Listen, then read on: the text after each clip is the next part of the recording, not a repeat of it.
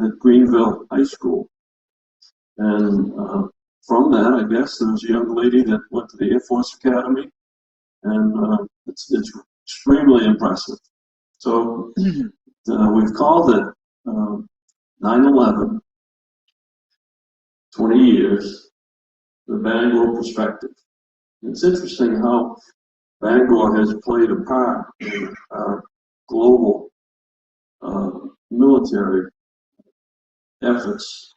We have a gentleman who grew up in Brewer, who's now Adjutant General for the state of Maine. Doug Farnham went to the Air Force Academy. Of course, the colonel, been here in Bangor for 40 years, raised his family. And this in particular is a tremendous on-site, sort of minute-by-minute effects of what happened on that September day 20 years ago. So, first of all, we want to thank Rock Church and ask Pastor Haggerty to come up and give us a prayer and the pledge.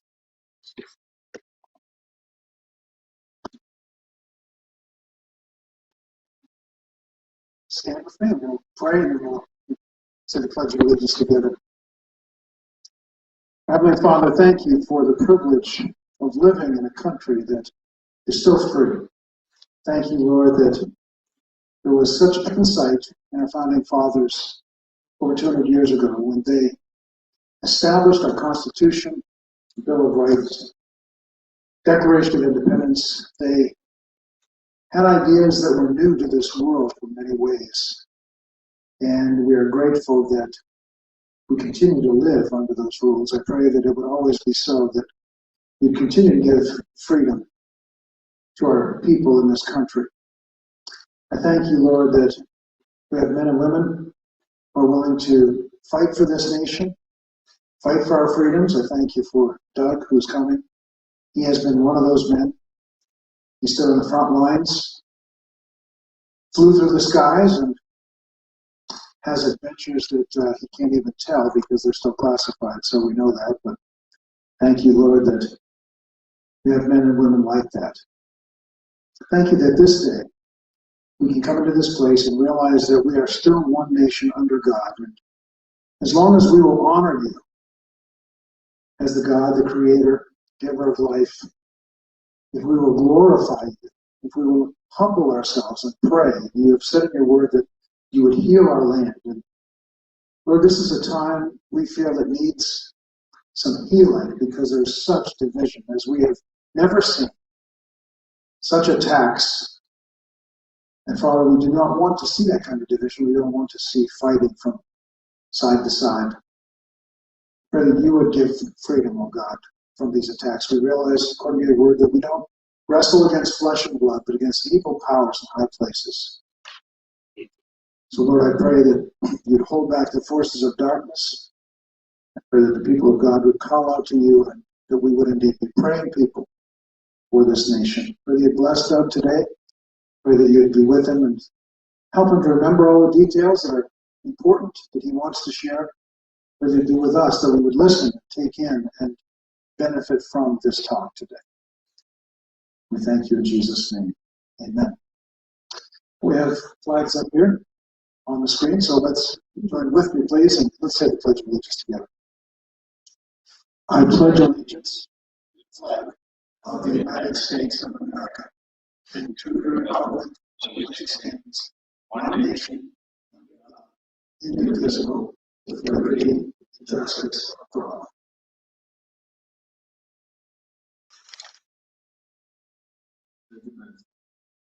So, let me just tell you a little bit about Doug. Again, he's been in Bangor for 40 years and raised his family, Sherry, his wife, and Sean, Derek. And this is a unique story.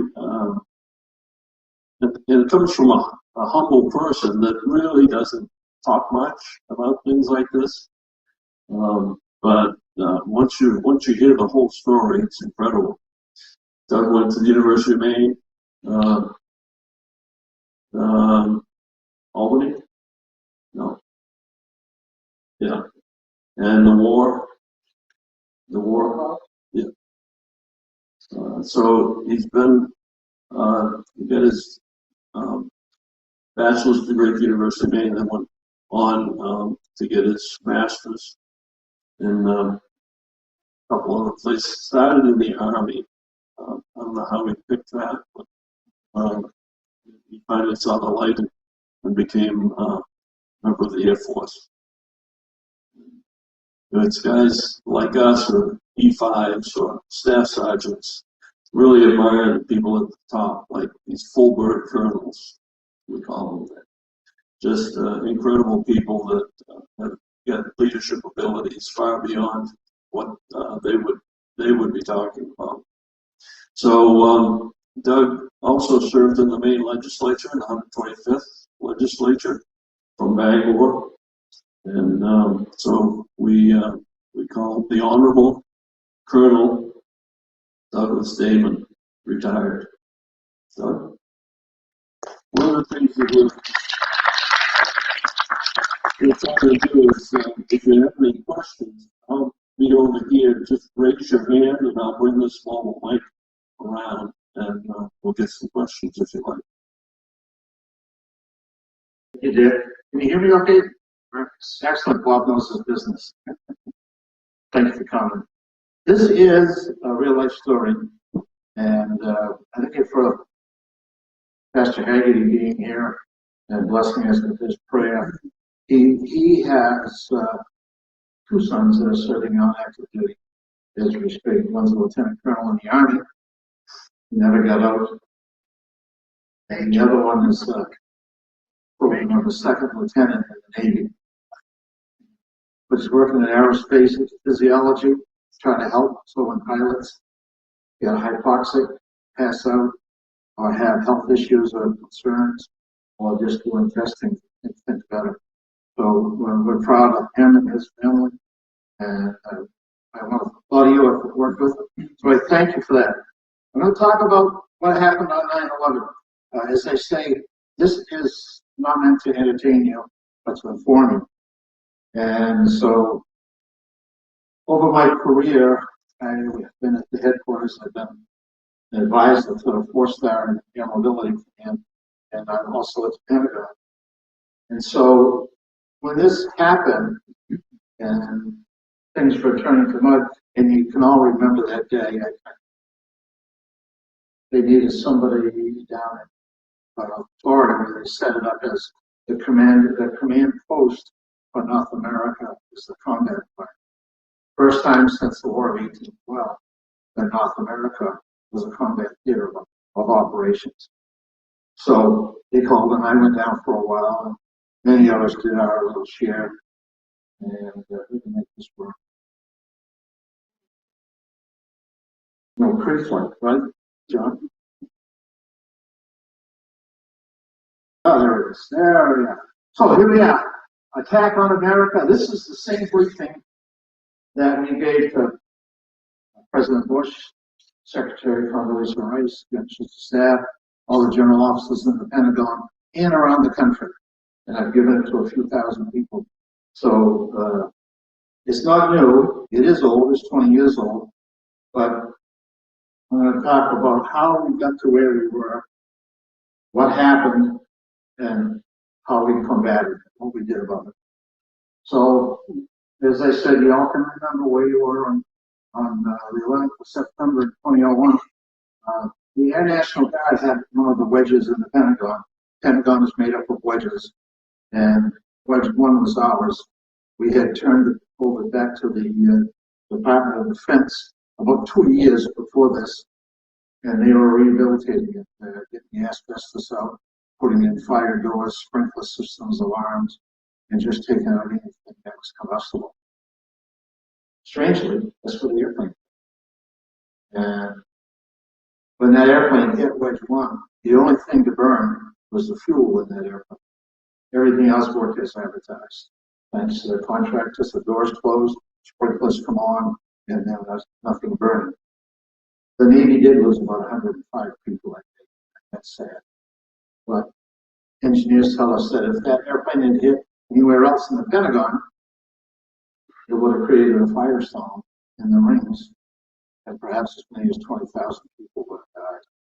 So, God intervened, I think, and had that airplane land, hit that first wedge, the one that was critical. So here we are here. This is the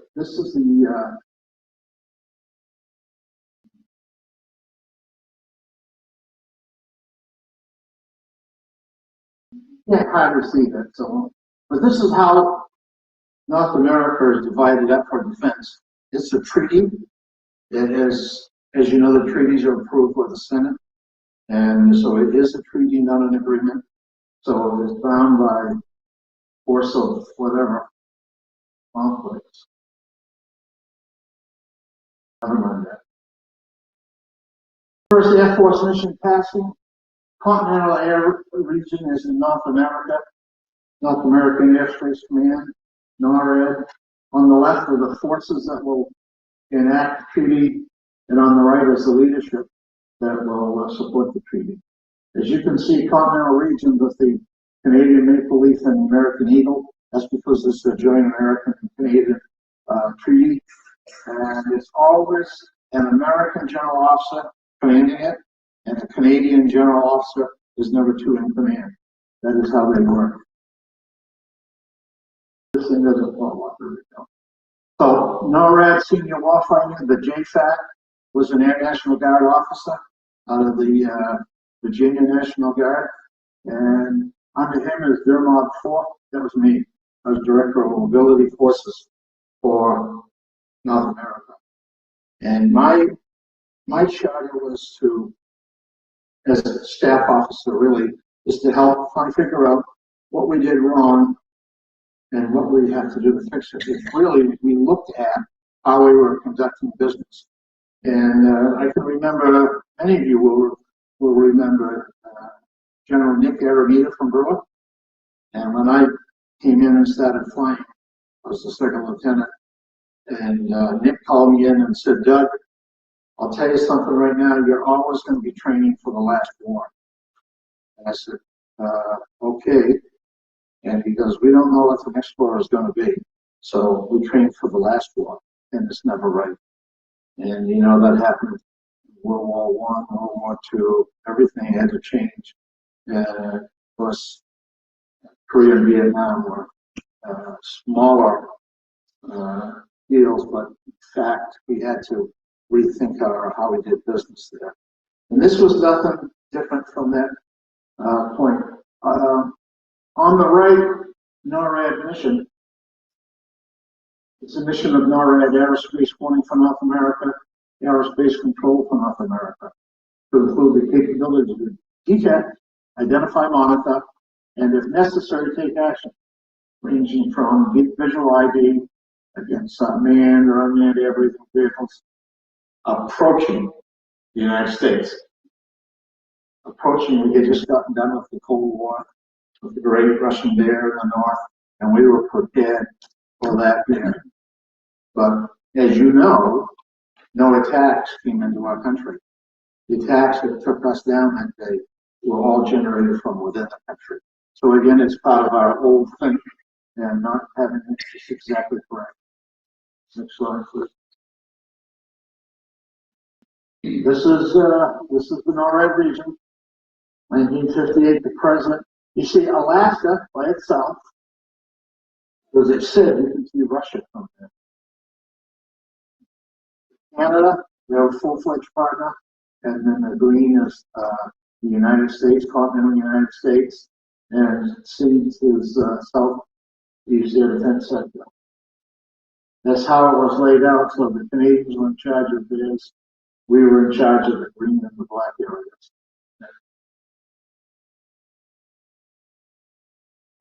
Next, Bob.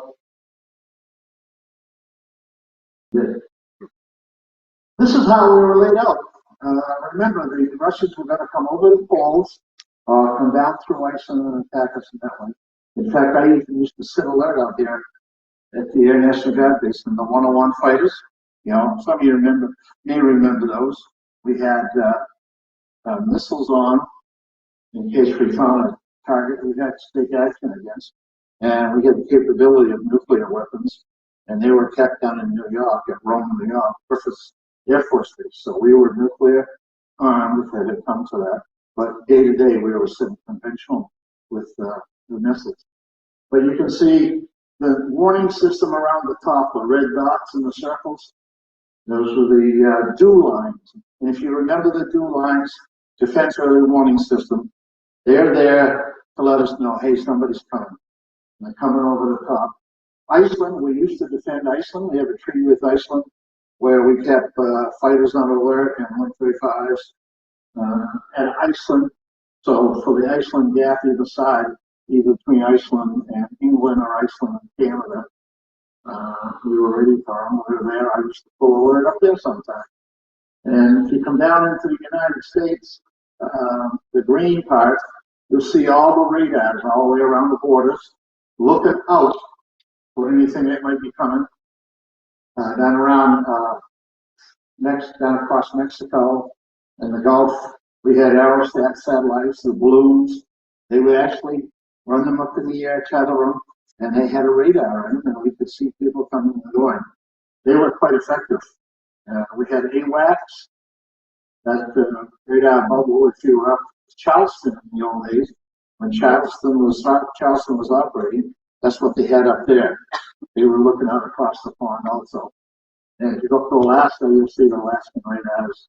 They were looking for anything coming up across the pole that way and coming in from Russia.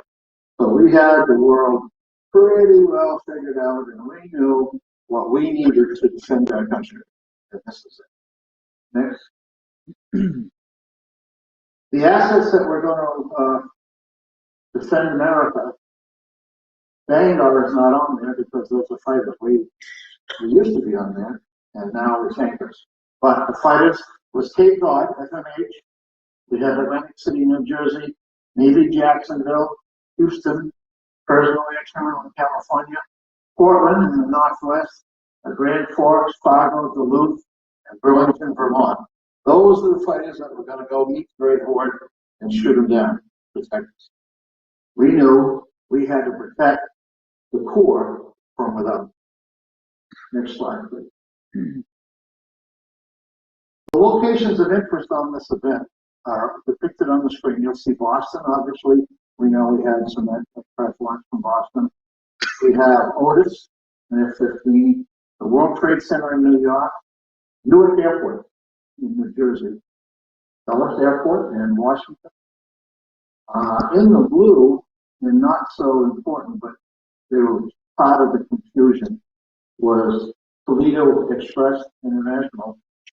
There was Selfridge Air National Guard Base in Michigan, Syracuse, New York. You see some of the little white deals there. Those are radars, and the little red dot down in Pennsylvania, that was Shanksville. That comes into play also. We have a fighter down at Langley, and that comes into play as this thing develops. One of the things about this, we were trained, our air traffic controllers were trained, all our people were trained for any eventuality. But this thing took place in a period of an hour, and it just totally upset our country. Shut down our airports, stole the aircraft and run them into our buildings, killed thousands of people.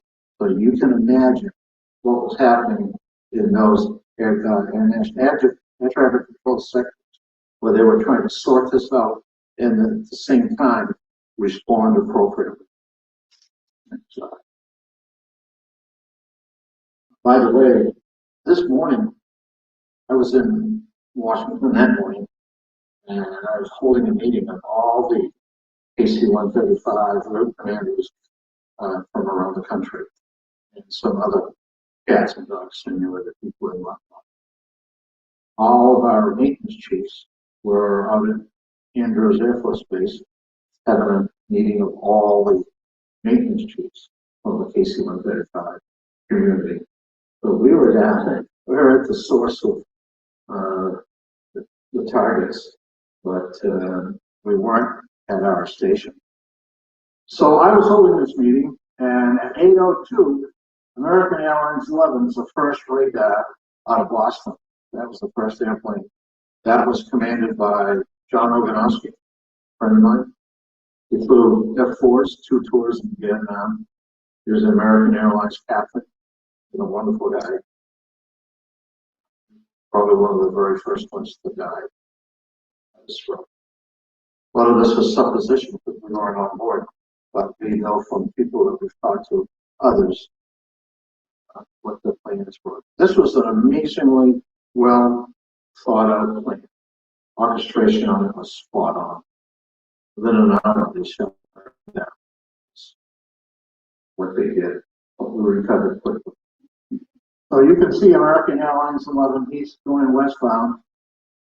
Amazingly, that plane, my son worked for a company called Akamai in Boston, and that was some sort of technology company, an oldest boy. And he was supposed to go to California with this, and visit with a new company they had bought. The owner of his company, young guy, he was like 39 years old, called him the day before and said, Sean, I'm going to go out and look at the country. I haven't been out there for a while, so I'll just take a ticket. So don't worry about it. Stay here. So Sean said, okay. And he was talking to him that morning as the guy was getting up.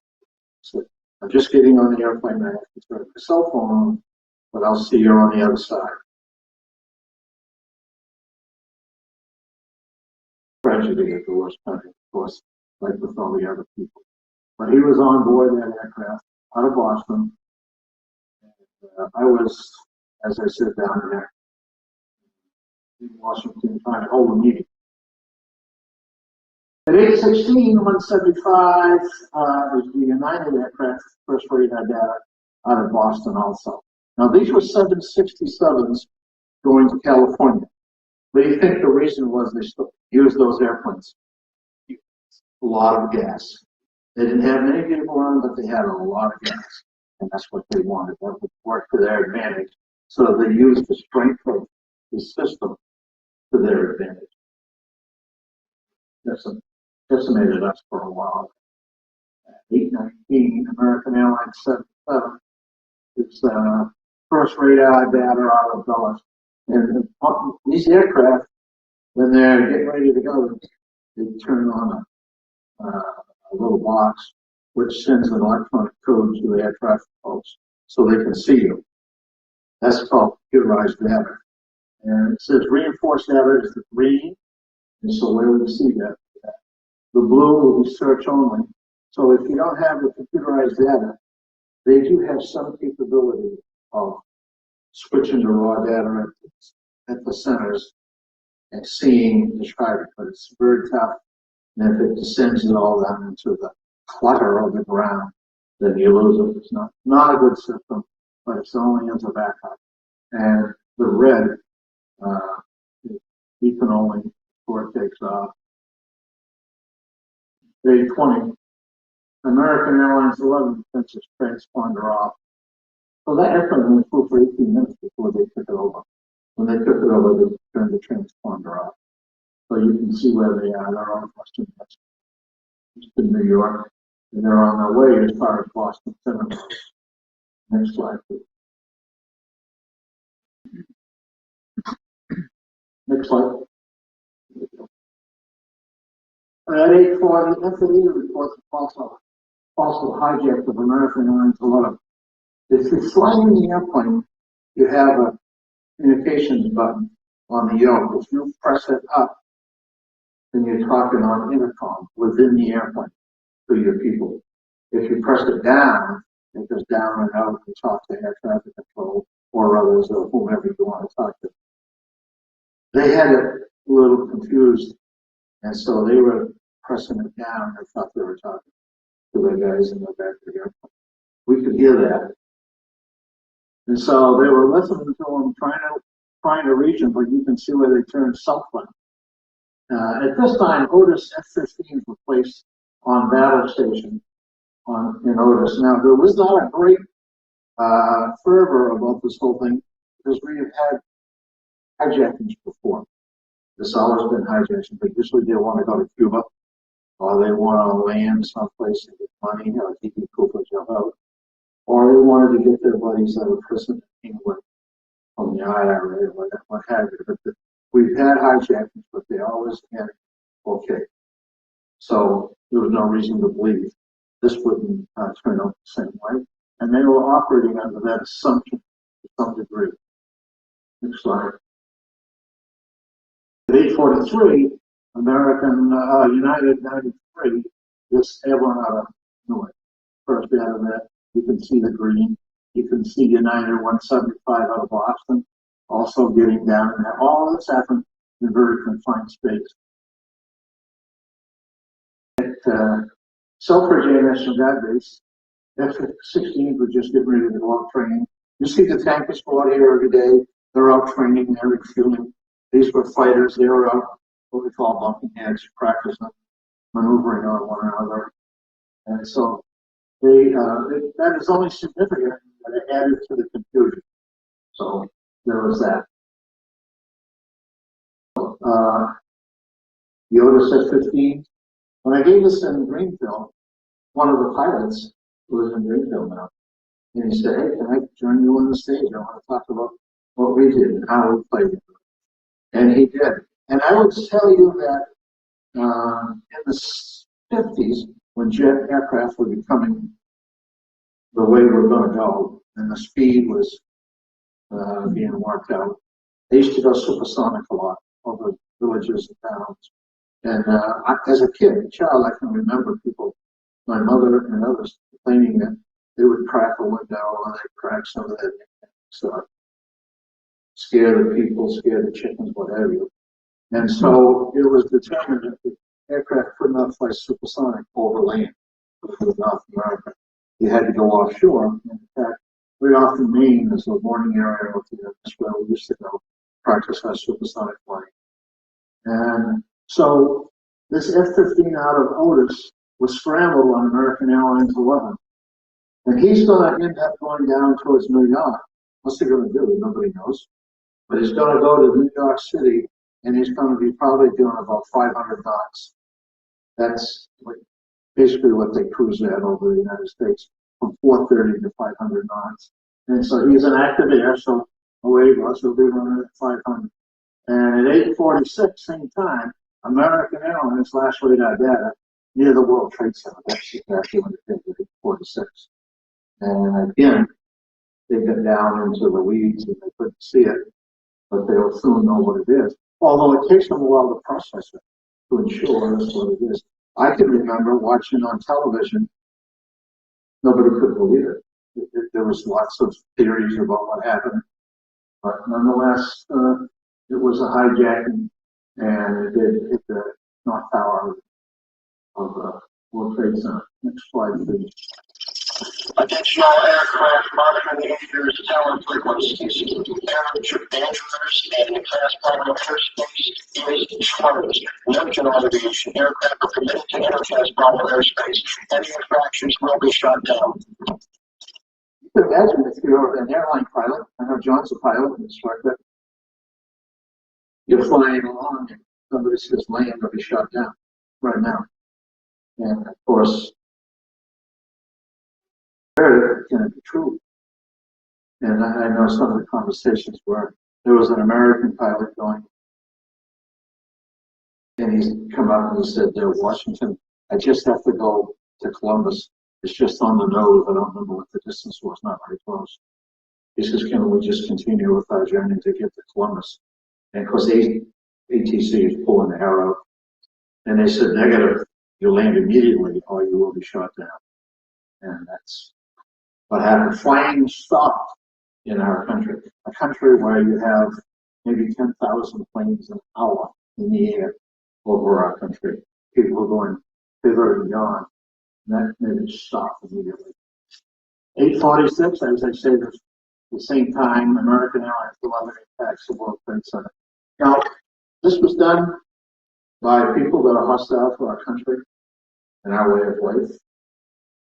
But you can't I can't get over the sense of bravery that they showed doing this. Imagine you're sitting there in a seat, you're steering this airplane, and you're steering it into that building. That took a lot, and they all did. Nobody chickened in, as we like to say. And it's our theory that while they were over here, only the pilots had an airplane driving training, and we think that only the pilots knew they were going to fly it into those buildings. Not sure. The others may have surmised it from conversations. We don't know, but we think they did not know that this was their fate. That might have been different. But nonetheless, that's what happened. In 8:52, the Otis F-15s are airborne, and they're up on radar in Boston Center, 8:53. So that's about 7 minutes later, and we can scramble those airplanes in about 3.5 minutes. You know, you cut out all your safety stuff. But nonetheless, there they are. They're headed for New York City. And at 8:57, Boston FAA reports American Airlines crashed into the North Tower World Trade Center. 11 minutes. So I'm given this course, this meeting of it, and the lady comes in, she goes, excuse me, but an aircraft just hit the World Trade Center, one of the towers. So obviously a room full of aircrew members. We all mulled over it for a minute or two about what was happening. And we remember the DC-3 in the 50s that ran into the Empire State Building in the fall. And we had a lot of sensors and a lot of abilities, so that should never happen again. But why it flew into that building, we didn't know, but nonetheless, we had a mission. Our mission was to see about buying new simulators for the 135s and talk about how we're going to do business. So we go back at it. So I'm conducting adjourn the meeting. Now, if you look here, you can see what has happened if all going on at the same time. So American Airlines 77 out of Dallas is out. That's the Pentagon bird. And the Southward jets are out bumping heads. The Newark airplane was launched, 175 and 93. And Boston and the F-15s are flying, but there's still mass confusion. Everybody wants to ask, what's going on, Boston, New York, Washington? What's happening? Why do we have to land? I got 253 people on board. They need to get all of that stuff is going on the radio while air traffic control is trying to sort this out.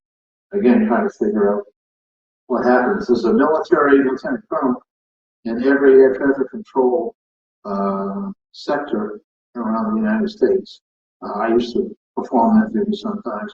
You just go down to Boston and you're there, you're on duty, and if anything happens with the military aircraft, you get involved and you tell the air traffic control what their needs are, where they want to go. So there's one on duty all the time down there, and they're probably talking to NORAD, trying to figure it out, trying to imagine what's happening to us on this very strange day. Next slide, please. So here we are at 9:02, 175, last radar data near the World Trade Center. Well, you know where he's going, right? He's the second guy, and that was on television. We actually saw that flying into that building, you know? Crazy. And then later, 175 impacts the World Trade Center. And the fighter distance to New York City is still 8 minutes, 71 miles, 8 minutes.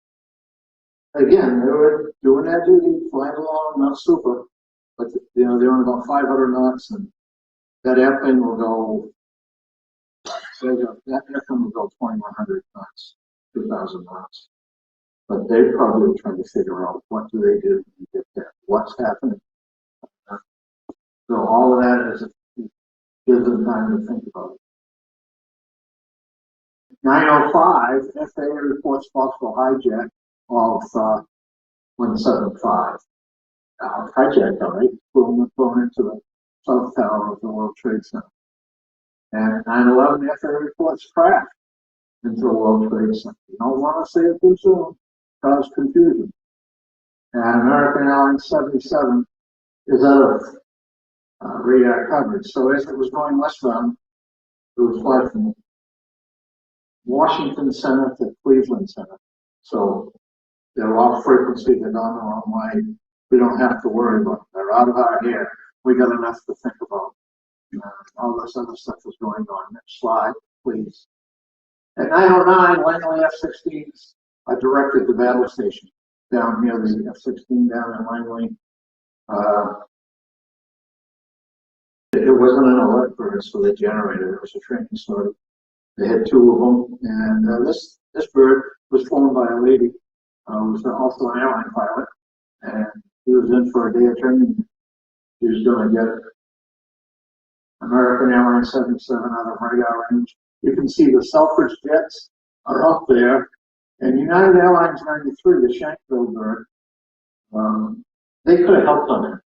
The reason that we threw that on that slide is because they were out of it, but had we known it was, they could have helped with the UAL 93. As it turned out, UAL 93 crashed up there in the Lily Legs and did not hit any of the buildings, but the theory is that they were headed for Washington, D.C. They're trying to hit the Capitol, all the White House, all the Pentagon. Again, you look at all this taking place at one time. It is amazing. Next slide, please.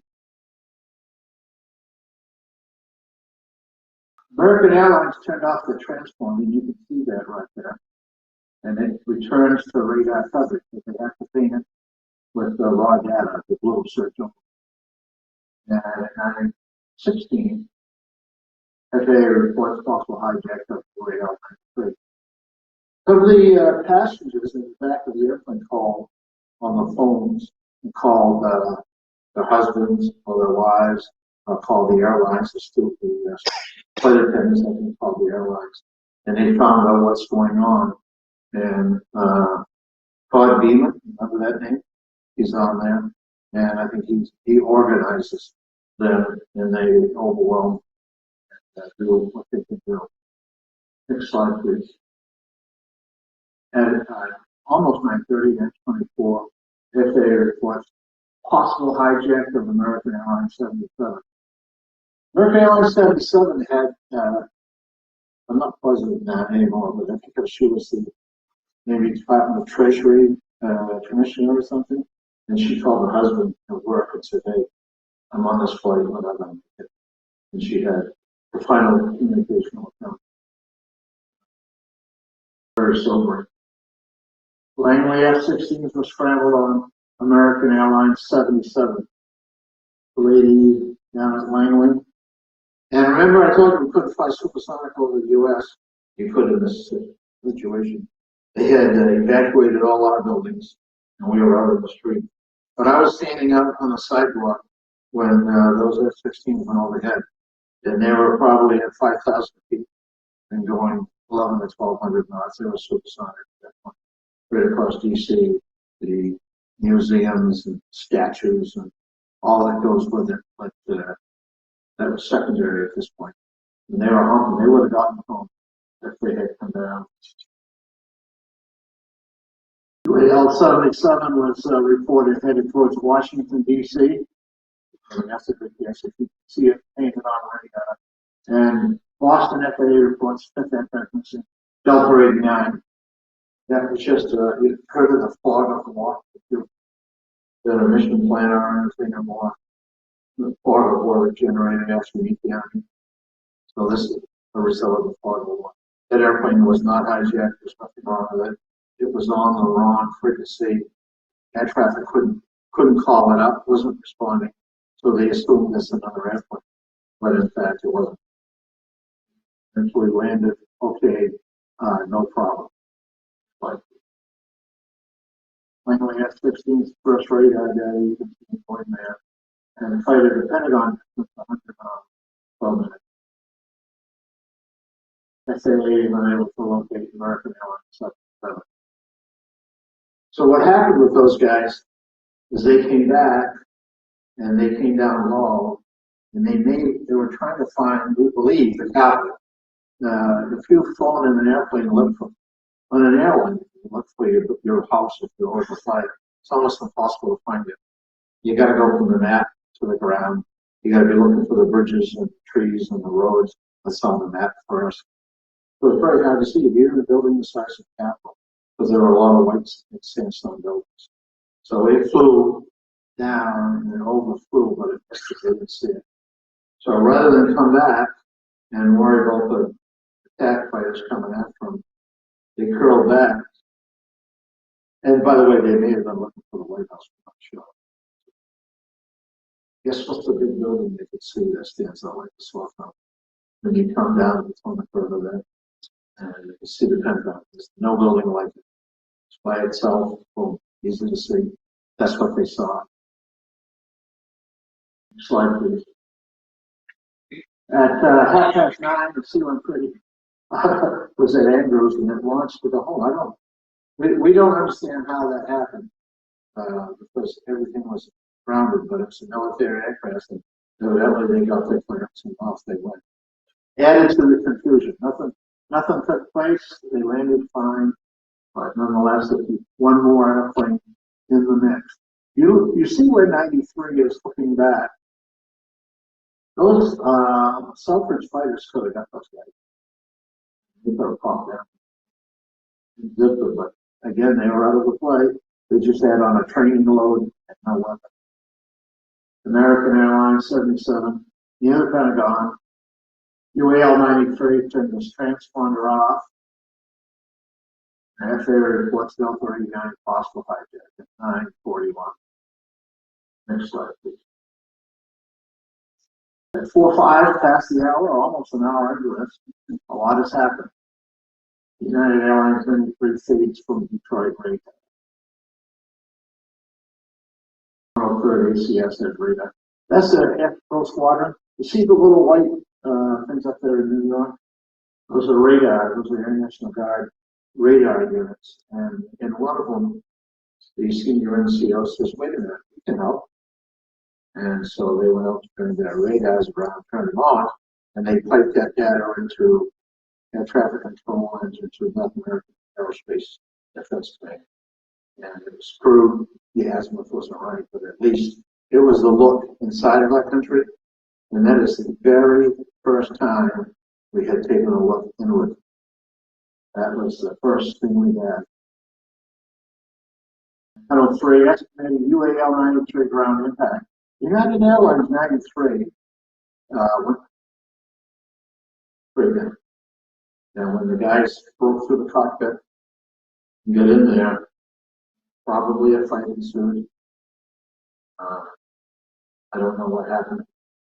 Likely the throttles were pushed way up. And when you get going past a certain speed on an airplane, there's no lift on the wings. First you're going straight down, and your flight controls work in a vacuum because the air is going so fast over it that it doesn't hit anything, so it goes straight down. Actually, you get out of that by putting the landing gear down. But the black box that's in that airplane, they found it 25 feet below the ground level. That's how fast they were going. They're probably doing 850, 900 miles an hour. And the impact was pretty much just the shape of the air, just the airplane's own footprint, that it didn't scrape and go along straight down. And UAL 93 distance 100 miles to the fighter. So, and she didn't get a chance to get after. Next slide, please. At 10:05, Selfridge F-16s land at Selfridge. And kind of like, what's going on anyway?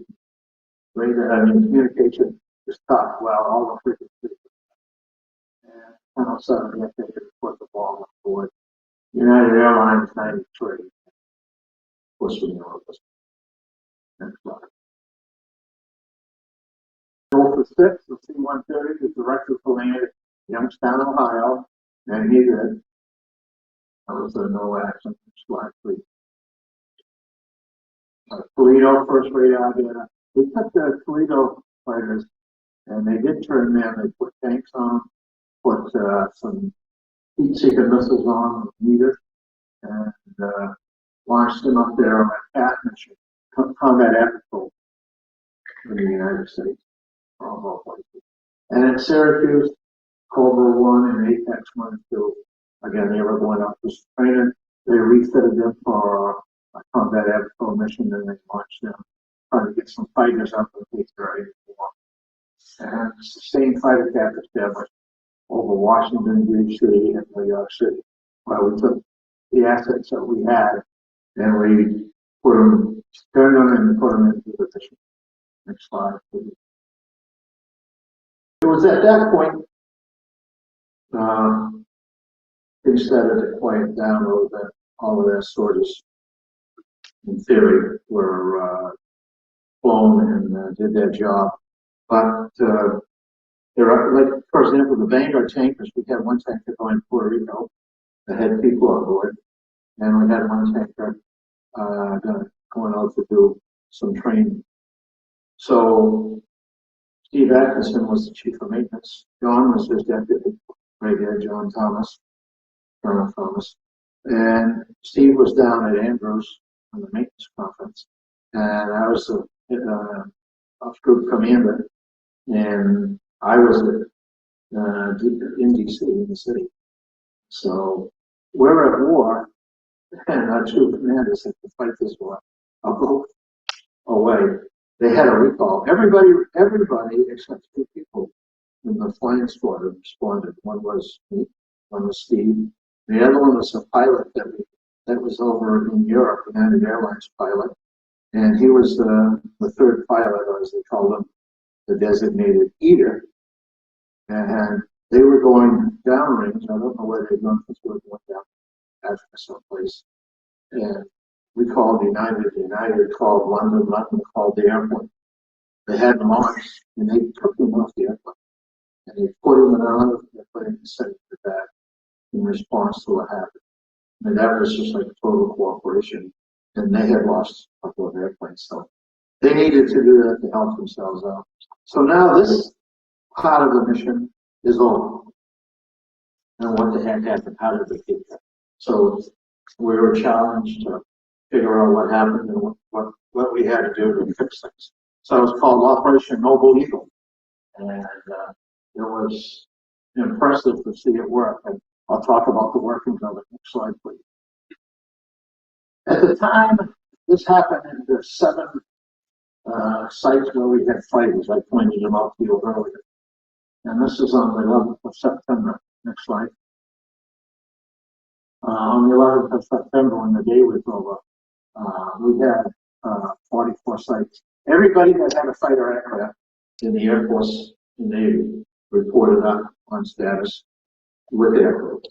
They were here, we're up, and we'll take on anything that happens. So right away, we knew nothing bad was going to happen. Next slide, please. SCANA, so security control of air traffic and navigational aids, was the next thing that we implemented, where it said nobody can fly in American airspace. So you can see here all those airplanes. There were 41 airplanes. Imagine if you're flying back from Europe, you've been in the plane for 6.5 hours or 7.5 hours. You get to Halifax, and they say, we can't get into the United States. They won't let us in. So they went back. Many of them went back to Halifax. Some went on to Montreal. Some went back to Goose Bay, Labrador. And they had one because their fuel supplies being what they were. And so now we got 41 airplanes. Every airplane's probably got 250 people or more on board. So the question is, where do they go to the bathroom? If you've ever been to Halifax, it's not that big an airport. It's a small terminal.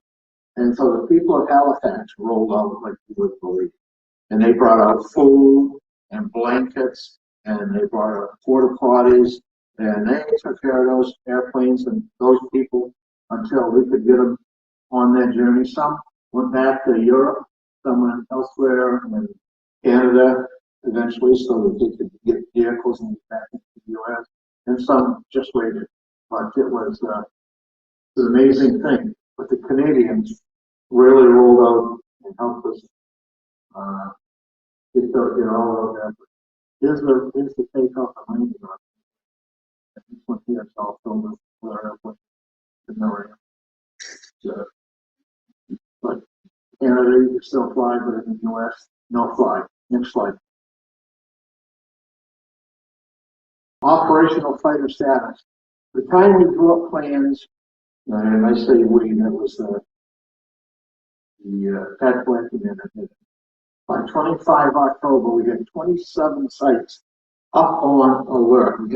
Initially we had way more assets than we needed, and so they broke it down. And of course, every senator and every congressperson wanted some assurance that their people were safe. So if they had any smash at all, they were getting stuff come up in their state. And we still had a lot up, but that's where we were, 27 sites on alert status. Bonus tanker status. At the time this happened, there were 0 tankers on alert. You remember in the SAC days, the old days, those of you that are in there, we had tankers on alert and could respond for the fighters coming in. That went off when the Bacon and the wall came down. And now here we are with no fighters in, so no tankers. So if you're flying a fighter, you take off and cruise with the power back, you can land, you can fly probably for an hour and a half, hour 15, depends. But if you're going to fight, you're going to be out of gas in 30 minutes. You got everything full bore, you yank and bank and trying to find somebody. So this wouldn't do it all. It's like 10 September. 25 October, we had 60 airplanes on alert. And we had 3 here at Bangor that were manned 24 hours on alert. John, you guys set those up. That was our maintenance people. They worked 24 hours a day. Everybody was standing tall, responding to this critical thing that was happening to our country. And we, nationally, we had 60 aircraft on alert that could pop up and do air refueling well for the flight. So the Navy, any Navy people? Yeah, I should do that. The Navy says, hey, wait a second, we want to help too. We want to be part of this. And they says we have 3 battle groups. We can put one in Long Beach, or just outside of Los Angeles, the port of Los Angeles. We can put one down in the Gulf, and we can put one off in New York City. And we can provide long-range radar and all that stuff. So we think, gee, that's a good idea. Why don't we do that? And then that captain said, but of course, as soon as we turn on our radars, everybody's garage door is going to go up and down all night. They just trigger that thing. So that was decided not to be the best thing to do. However, what they did do is they guarded those areas, and especially so, you can see Norfolk and New York City, and off of the coast of Florida there, they put divers in the water and checked the hulls of every ship. And then they moved around looking for bombs and things that might cause us damage. So the Navy really allowed us to not worry about the harvest because we never put a step up with that and to organize the longshoremen and stuff about it. Do this whether a little bit possible. The Navy guys told us what they do. So they did a super job. They carried out groups and a lot of cruises, and they were all over the place. So these are the population centers of the United States. And you can see the East is much more densely populated than out West. And all of those round circles are areas that we set up combat airfield. And obviously over New York, although Boston is one, over New York is when we put a tanker down there. We had a tanker flying combat air patrol, just refueling the fighters that were doing combat air patrol. We did that for months, 24 hours a day, 9-hour sorties, 45 minutes en route to New York, and then 9 hours on station, and 45 minutes home. Pretty boring mission, but it was important. Whenever the president moved, we went with him, and we his fighter escort, and he was flying his fighter escort, 2 F-16s or 15, and then we were behind them, so we refueled the fighters as they needed. They were always orbiting over over his head. So everybody was covered. Whenever the senior leadership in our country went someplace to give a speech, we would send a tanker and 2 fighters with them and cover them while they were on the ground. Because you never know what else was coming. And I will tell you, there were some things that they did not execute. Ruiz River plant in Plant, Michigan, Ford Assembly plant, where they built B-17s during World War II. That's the largest civilian construction building in the country, I think, in the world at the time. There was 23,000 people that worked there. That was the target. World Trade Center, LAX. You got those guys at various stages of planning. Groups to their airplane stuff. And there was some other stuff which they won't let everybody know what your knowledge is. But all the agencies worked together. You remember there were U.S. flags everywhere. Everybody was in support. Hey, you're a good guy. You're a Republican. You're a good guy. You're a Democrat. You're a good guy. Let's all work together. Let's make this America work. We can't let it get to us. And so that's how it came out. And for a while, that part of it was pretty joyous. During this Operation Noble Eagle, one of the things we tried to decide is how do we stop an airplane that's looking for a nuclear power plant, for example. So we had to devise some tactics. And at night, we would borrow some 135s that were going someplace, and we'd fly attacks on them, and we'd use the tactics that we were going to use if it was an airline. One of the things we didn't know about, if it's an airliner, that pilot in that airliner, that captain, may very well be an international guide pilot. Would that F-16 or F-15 pilot shoot down his own airline? He may know the person actually sitting in the seat. That may be the airplane that he flew yesterday. That was a tough thing to do, so we developed some tactics. It did not require him to do that right away. That was the last ditch effort. But, the nuclear power plants, that big dome, the cooling dome, is designed to withstand a 707 flying directly into it. But nobody's sure because it's never been done. So that was the theory. Theory never works in the field. It's only good on paper. Yeah. But we did develop some tactics, and we worked on it every night. We worked with Secretary of State Rice. We worked with the Chiefs of Staff. President Bush was not on the line every once in a while. He would be there, but usually was Condoleezza Rice. And we worked hand in glove about what we would do because she had to give the permission for us to take out the airplane. One time, when off the shore, and we ran on an airliner. Airliners have radar altimeters. They work on pressure. And airliner was coupled to the autopilot. Pressure altitude was being fed through the air data computer. And it was flying along. And these fighters, the tactics come up behind him and did some things. These guys flew aggressive and they flew under him up on the link. And when they flew under him, the air data computer went huey. And the airplane pitched over, started down, and then they recovered. That's a big kerfuffle there for a couple of days. Senior leadership wasn't too happy about that. It's one of the things that happens to you when you're doing this. And I'll tell you that we now have sorted it out. We still have aircraft on the water. We have implemented a lot of procedures and a lot of new equipment. But quite frankly, a determined person could do some damage again in our country. And, they made the cockpit doors so you can't break in. That's good. Some pilots have weapons they carry. That's good. But it would be a bad day. They try to figure all that stuff in advance. You remember, if they weren't cleared out of their home country, they couldn't fly into our country. And certainly, if somebody walked up and said, "Hey, I want to learn how to fly a 767 just to steer it around," you would get a lot of attention. But that's how it got.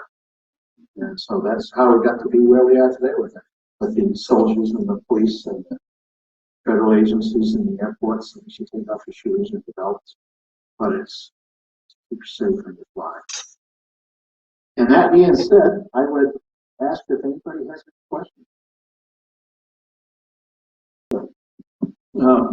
You mentioned something about and showed the slide on how everything was looking outward. How has that changed? We look outward and we look inward both. We have satellites that give us our observation, our data. But the thing about the looking outward was not so much that we'd have seen these guys earlier. It's just so much that that was our thing.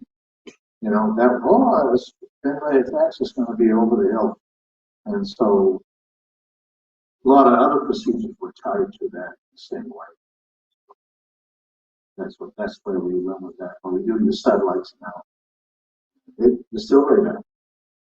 With, you know, layers of radar, altitudes where you can fly.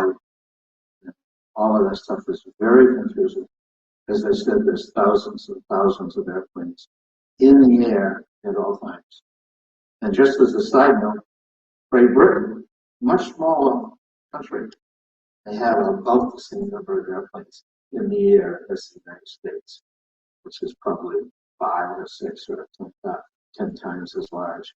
You can imagine how congested it is over there. Everybody has to get there. So they should.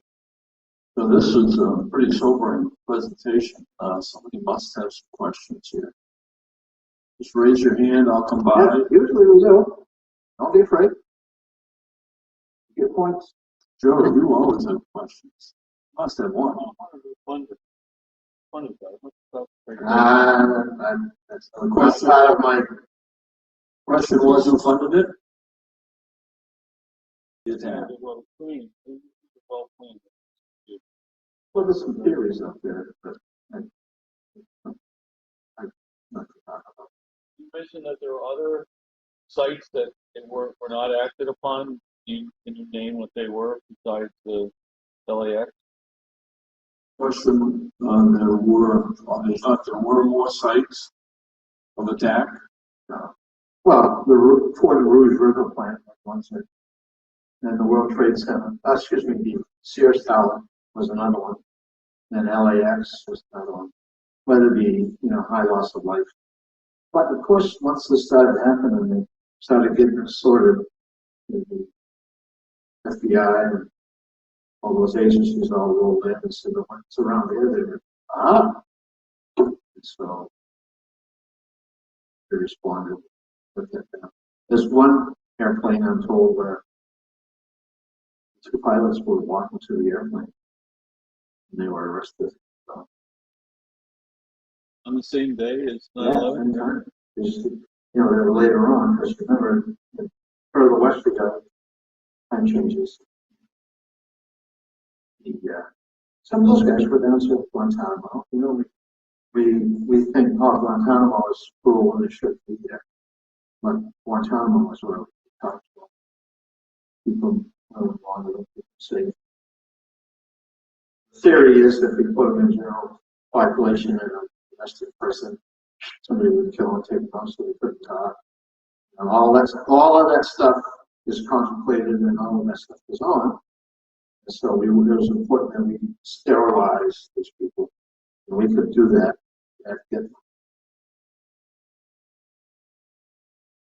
John, do you have any thoughts? Yeah, go ahead. My own thoughts is, at the time, I was a part-time Air National Guardsman. Immediately, they mobilized a couple hundred of us. Part-time citizen soldiers did a terrific job of responding and performing the mission of the 101st for the state. And that was here, John, in Bangor. Yeah. So I wasn't here immediately. I'll just tell you about what it took to get back here. So we were out of the building, and in Washington, D.C., they captured all the phones. So I couldn't call my boss and tell them what's up. And because I was supposed to be, she thought I was up. And so we said, okay, we got to get back. So we checked out of our hotel right there. And the guy from the commander from Pittsburgh said, I've got my car here, Doug. Come with me, we'll get you released to Pittsburgh. And so the P's commander said, I want to go with you guys. So we got his car, but it was 38,000 federal workers were let out of their desk at the same time. So you can imagine what that was like in the streets. It was just total gridlock, bumper to bumper, from nose to nose, or as we say, beat to beat. And we had to go way, way, way down the road, moving the cars back an inch or so at a time or whatever we could. To get his vehicle across the street took 4 hours for us to get his Bronco across the street in Alexandria. And then we went, boom, across everybody's lawn. Flowers and hedges and fences. We went and we came to, the 395 Beltway around DC. We've been there. And when we got there, the road was barricaded off and the trooper was there. And he said, you can't use this road, it's closed. And we said, look, 3 commanders, we're at war. Which one do you get to our unit? He says, have at it. So we were driving around Washington with the old cow, all right? And we took the highway up to Pittsburgh and couldn't get out of Pittsburgh because as soon as the airlines landed, all the people took all the rental cars. So I kept calling and I couldn't get one. We were in a hotel. So I called my buddy, the commander of Pittsburgh. I said, you must know something. You got to give us a car to get to Bangor. We've got to get fight back. So calls me back. We were there. And he said, okay, go up to the airport, go to the parking garage for rental cars, go to the second level, and ask for Dick Jones or whatever. Davis. So we did. The hotel took us there. Pulled up there, and there's about 30 or 35 people all standing around. There's one cat, and they're all fighting about it. They wanted it. And so we stopped, and I got out. And I'm looking for Dick Jones. He said, are you Colonel Damon? And I said, I am. He goes, toss me the keys. He goes, that's your car. And he's got, it was his own, there's a company car, but it was his own company car. And I was signing it, just took off, drove keys, I let him off, and he came on up the backyard. All the guys out to the guard, took it back to the airport to stay. That's how everybody cooperated. Everybody wanted to help. Shortage of great people that wanted to help us through this time of crisis. But that was a funny story. I could have driven me anyway, and obviously. So, sorry. Colonel Damon, you at the Pentagon on the 11th, or were you in DC? Tell me that. Where were you? The Pentagon had been remodeled, right? So you. Yes. Okay. Good question. The Pentagon, and right beside the Pentagon is the airport, Reagan International, and right between the airport and the Pentagon is what they call Crystal City. It's a whole bunch of tall towers, and since we were out of there, and they paid for it, we rented a whole building, about 30 or 40 stories high. It was because when she said the second airplane hit, and then when the airplane hit the Pentagon, I went over and I pulled up, because we were doing PowerPoint slides like this, and we opened the shade, and you could see, there it is, boom. And it's on fire, and people were running out of it. It was terrible. I mean, there were 22 plus thousand people all running for their life. There was a lot of heroes at the Pentagon, guys that went in and lost their life to save others, and they did in some cases. So it was a great example of the quality of people in this country and in the military. Could you expound a little bit on that confusion that was at the Pentagon? Can you kind of Can you elaborate a little bit more on using the Pentagon she saw? Expand on the what, John?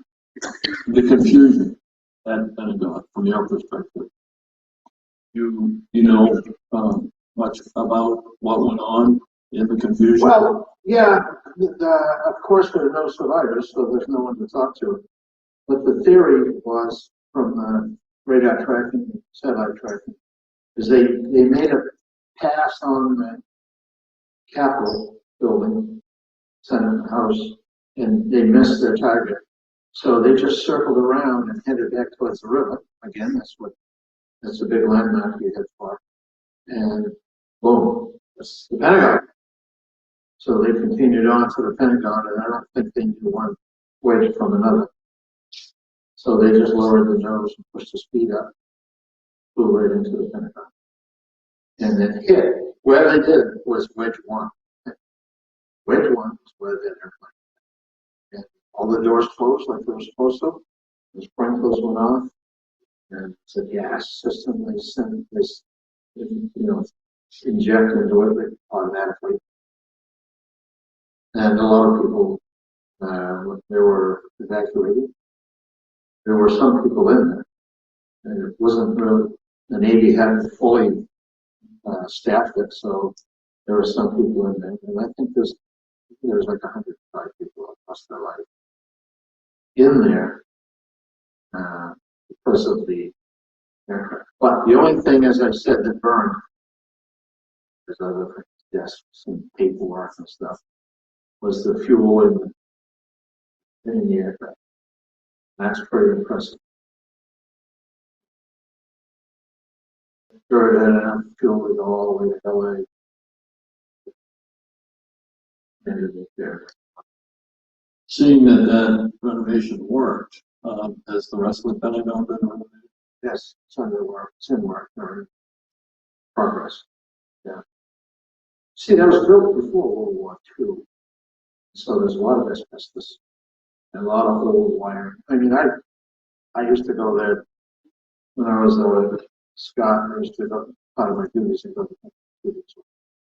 And the receptacles didn't work, and the internet didn't work, and the heat was either hot in the summer and cold in the winter, or not working well. And yeah, it was built in the 40s, so they wanted to rebuild it, rehabilitate it. That's what they're doing. Thank goodness they started, and thank goodness they started with that right. Do we have any other? Oh, there we go. Hi, Joe. How would it go today if the same thing was tried today?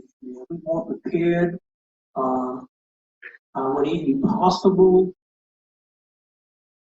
Well, a lot of the changes we've made, unfortunately, you bear the brunt of if you fly commercially. You got to take out shoes, you got to take out your belt.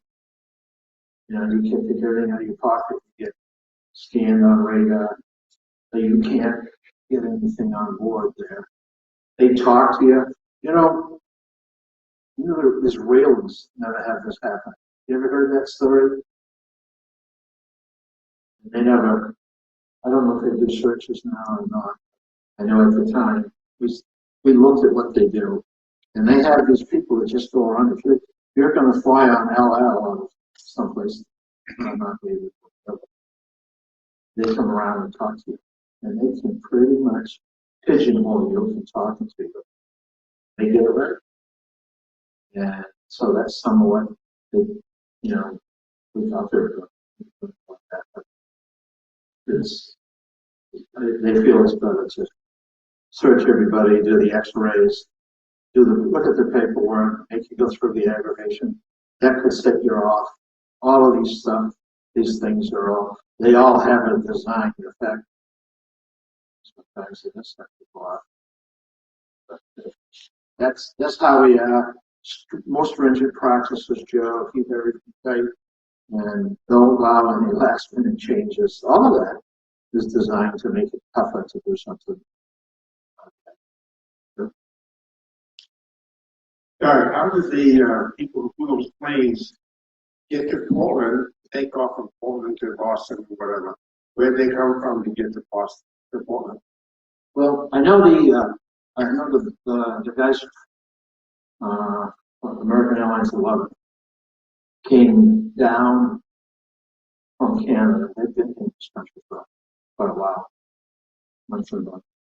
And my wife used to be manager of Paul's restaurant over on Golden Road. They had FBI come in and said, "Hey, you got tapes? We want to see them." And they were there that night before, and they ate, drank, big turkeys. They knew it was the last day coming up. But that's what they do. I was going to tell you the story. So, as I said, my son was supposed to go on American 11 to California, and she knew that. And I was supposed to be at the Pentagon, and she knew that. But she was also the manager of the conference center over there in Golden Road. And it was, I don't know, one of the groups was having a luncheon there and everything. And one of the ladies came in to see her. She knew and said, "Sherry, you're still here. Why aren't you home?" Well, Sherry said, "I'm not done." Well, I said, "I'm not done. I got all this to do and all that other stuff." She goes, "Well, you're not watching the TV." Sherry said, "No." She goes, "Well, is that in Washington?" "Yes." "Okay, this is Sean supposed to go out west." She goes, "What are you trying to tell me?" She goes, "Well, there's been hijackings. Those planes have crashed into the World Trade Center." And Sherry said, "Like that away." Boom. And then she went home immediately. Watched it on television. That was worse than it should have been watching. So now you're wondering what the next one. I couldn't call it because the phone lines were all taken.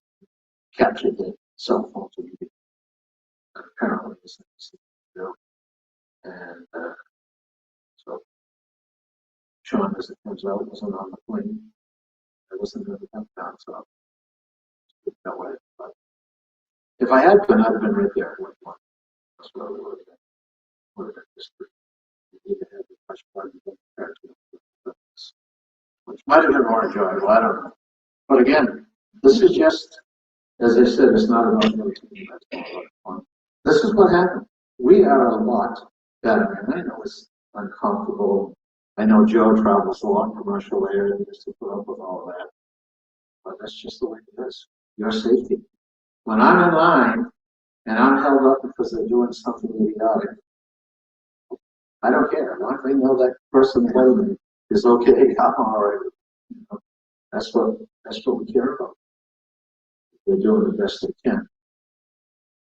Military guys aren't there in line as they used to be. And this has morphed, changed around a little bit. The what do you call the air marshals? They still fly. You aware of that? Air marshals. Some of those overhead bins that are locked. Can't get your stuff in there. Might be a person. Well, I mean, you want them there, don't you? I do. So if anything happens.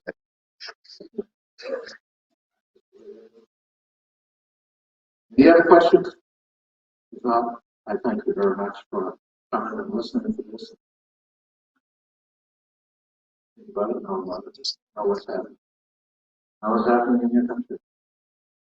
And thank God for our military, our police, our first responders, and our citizenry. I wouldn't have thought this could have happened. Actually, would not have thought that. Dave's paper has been broadcasting live streaming. And I want to thank you, Dave, for doing that. Do you have any questions or any thoughts? Do you want? Are you just taking questions on 9/11? Again? Are you just taking questions today on 9/11 on your presentation? I'll take a question. Can you give us your insight as to what's going on with the China-Taiwan situation and then the Russia with the Ukraine situation? Not really, but I would say this. trust but verified on Reagan. Our country is not asleep at the switch. We know everything. We know where everything is. You know, if you can remember back a few years ago, when Korean Airlines had that 707 lost over the North Pole, the gyros were spinning, they didn't know where they were. The Russians were trying to find them, the Soviets were trying to find them, put their fighters there, radar sectors and everything. And we knew where they were. We were watching it. I wasn't, but our country was. When they landed on that lake, and the Soviets got 405, they just couldn't pinpoint. We could have told them where they were. But if we had told them where they were, they would have known what actually the Romans was.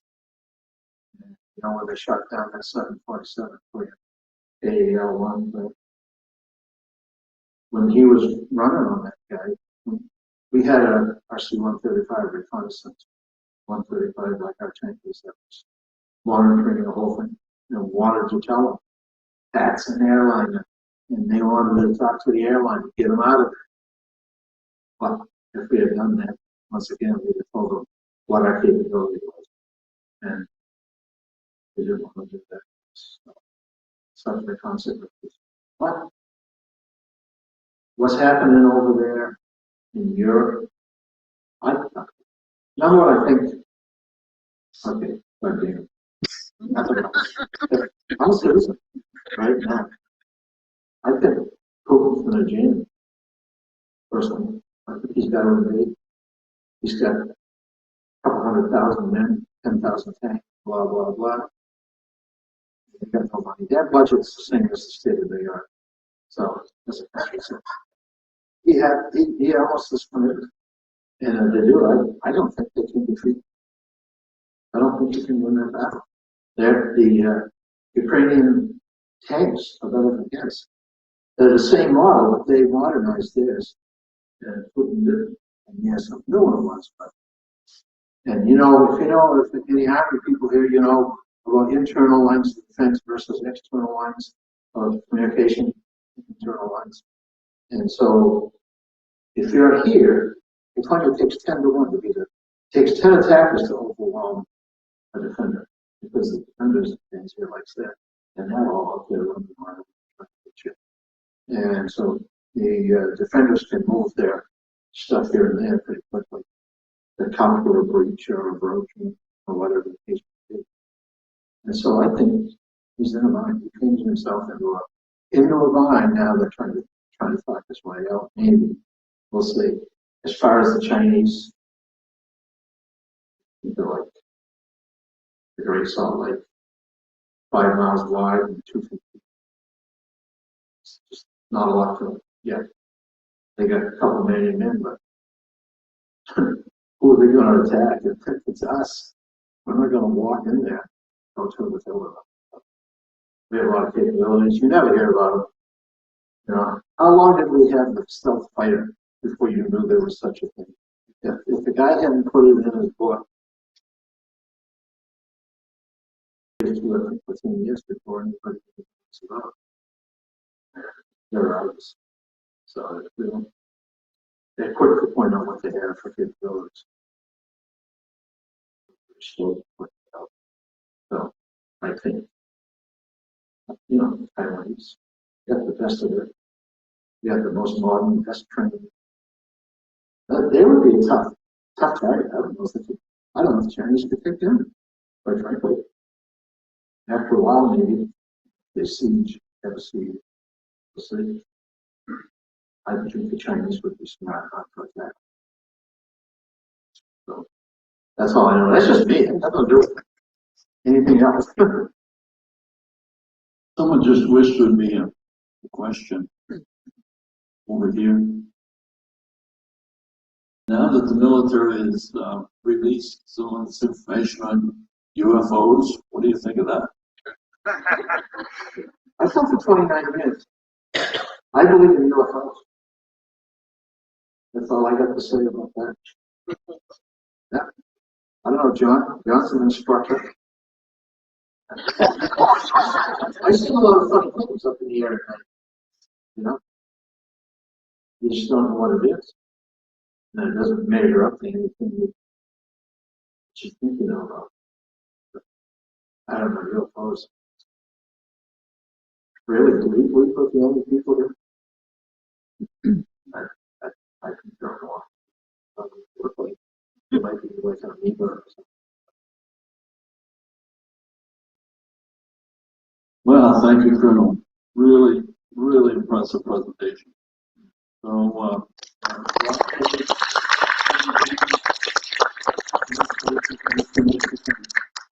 Well, we thank Bob Goodman. Came out here, Bob came in on his own time the other day. We set this all up. You were here, Jay. I also had a follow-on meeting with Pastor Kirk. It was just great. The Rock folks really used this right. And what a facility for us to get the word out to the residents, to the people of Bangor. Thanks so much for coming.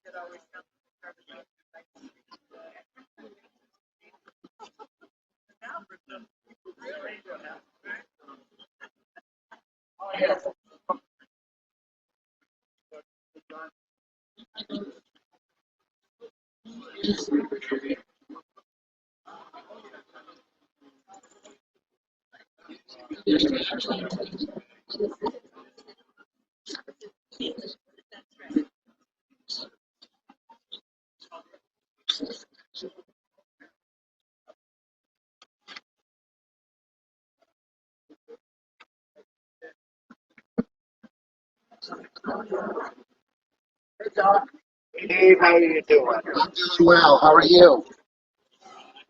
It's a struggle staying warm outside today. Oh, it's seriously good. I didn't even wear a jacket.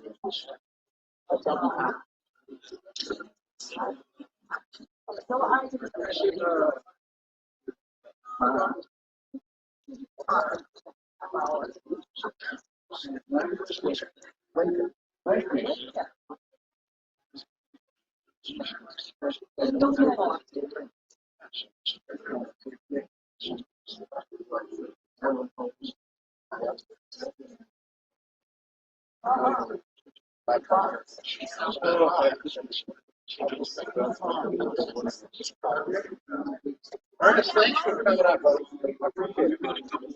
Tell the girls to come down to the house.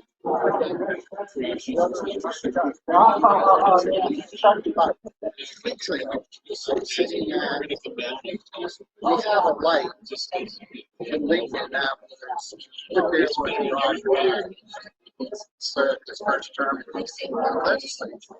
And person, and I'm sitting at this exact red light, and I'm like, it wasn't, I mean, I don't know, 5 years ago, I saw it over for years. No, it's close. It's all the access.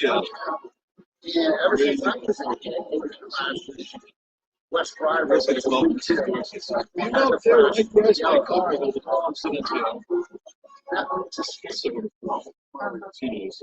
Sitting at the light. No, I'm sitting at the light. So fast, the kids in the First in line. Mrs. Dorsey's coming in, run. And the traffic was just non-stop. And I'm like, took this stoplight down. Labs, Which is lab is coming down. the electricity gets Lost off the control. lab, so it goes out. One side. It's It will chaos. see that. I'm I don't like, care what you this doesn't can make see that sense because other than change. And a lot of people moved out. So yeah, I had this conversation with my a couple 3 weeks ago. It's like, I gotta remember, a lot of older people, retired people have Four-wheel moved in. drive, people like that. Because they have good traction. Stopping is the same. This went by, Right? what brought my, When that road is still feeling good. because they just merged with, they just took over the train up in Hospital and Most like I'm that. That's what I I'm do. like, I mean, what's the asset? He's been on the board for a long time. He's like, oh no, this is not luck. You know, compared to what this global assets are for the American. It's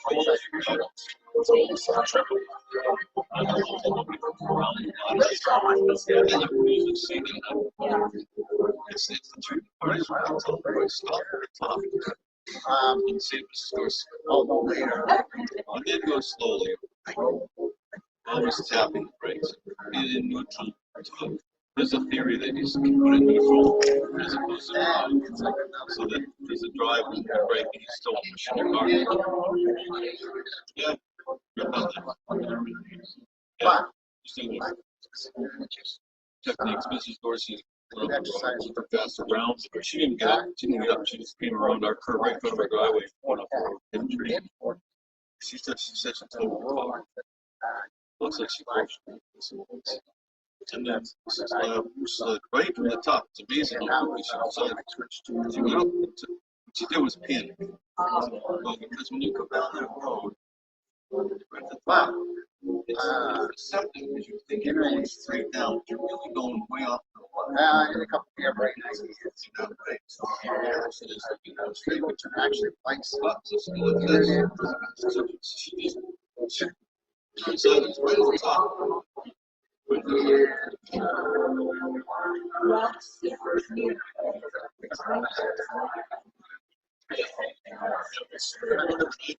Stop. You can actually look. And even if it's really shitty, you can still get down there. You just, if you don't know what you're doing, if you have any momentum, you can trip it. So it's not, if you're coming out, I'll assume you sometimes. Like it's fine now. It's like seeing. So. But now, if you go to that page, at the very top,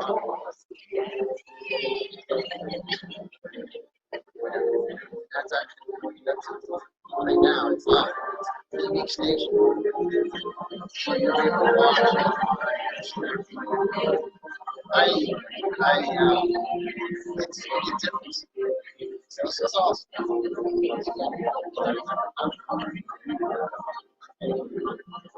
Yes. Yeah. And it was supposed to be not well, this is editing, video recording, and stuff. She's like, no, well, I think everybody thinks I'm good. I'm bringing it up to speed. Written content. Video, really good now. Video. Like, yes. Yeah. I should see it. Sorry.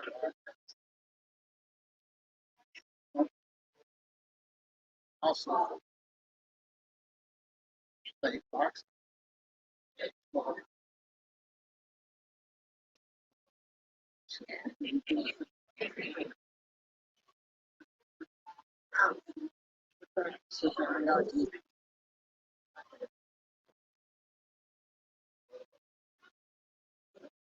Well, this is one thing I've learned. I'm learning. I'm kind of up to get it. I've got to go through a process. But even if there's, say there's 50 watching it, once you post it on a page, you start saying it. You're not going to. Let me just. This is what I mean when I say it takes me a while sometimes. I hear people tell me stuff, but until I actually see it. You know, Lincoln Bay, okay? My Rumble account. I started I created my Rumble account the old fashioned. I did not post my first video until November 27th, 23rd, November 23rd of 2021. Not too long ago. You know how many visitors I had from then until January 4th? Not even 3 months. Yes. 163,000 visitors just because Bumble. I almost passed out at this chair when I saw that happen.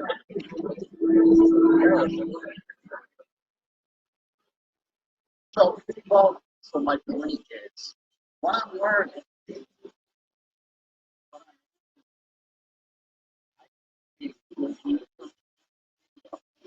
you know,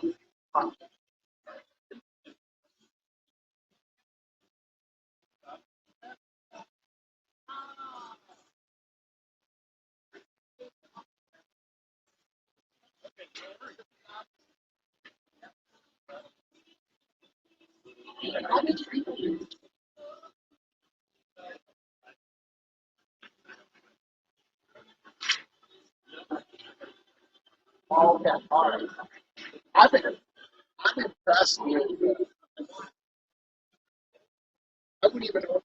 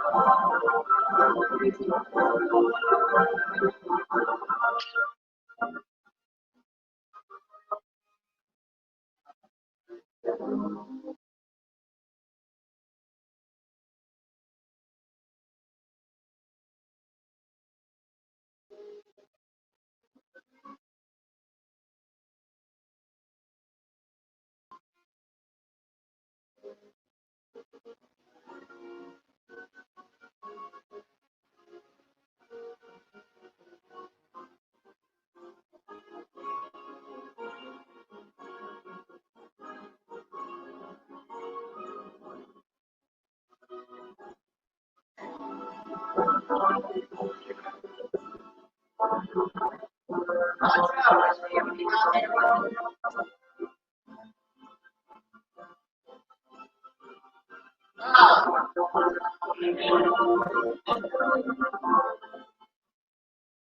first graders.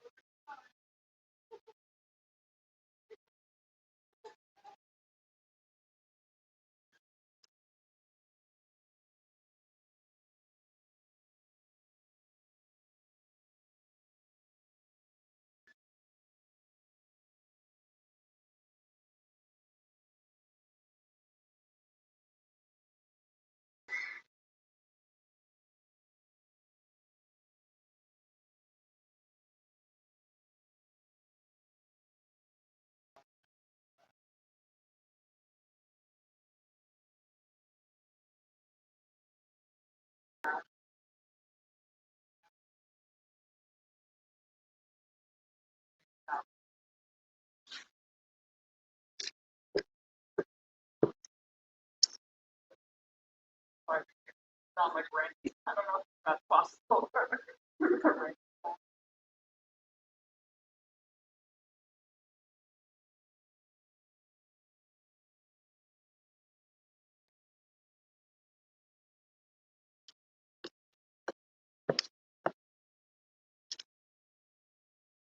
As long as I'm not holding anyone up, I'm going to play around with this here real quick.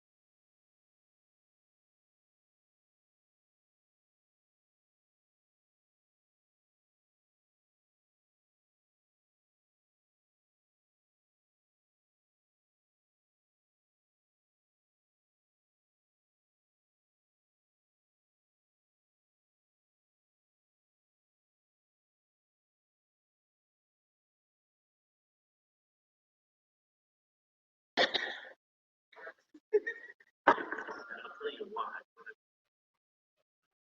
Like,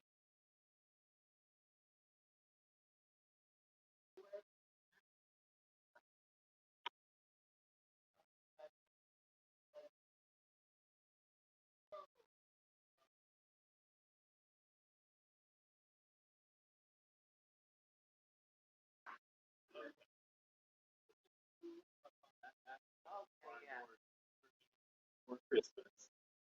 Is that the ones that did that like rotating? Nope. Those are these little ones that kind of come down right there. Yeah, the Peter forgot to warn me Oh, yeah, the blinding one. about blindness. This and we replaced two of the burners on with those fixtures with LEDs. Wow. Do you Kind of remember? like this, I think we'll probably save up and do that. Yeah. Do you remember the big rowboat we had? And one day I feel like scraping and started like spazzing out. He's like, I feel like it's gonna fall off. Yeah, so everything just started spazzing.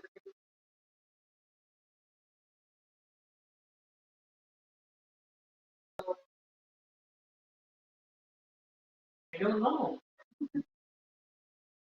I said, this line, anywhere here, off.